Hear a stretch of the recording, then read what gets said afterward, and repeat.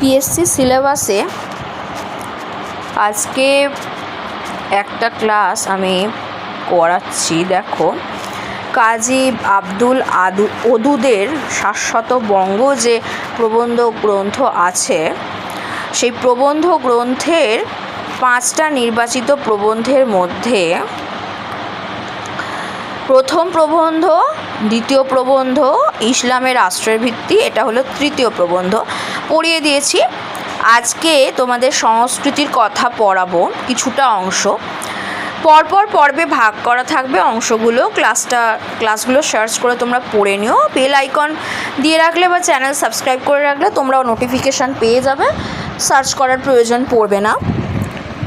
আজকে সংস্কৃতির কথা পড়াবো, তারপরে আছে কোরআনের আল্লাহ। ঠিক আছে, আজকে সংস্কৃতির কথা আমি শুরু করছি।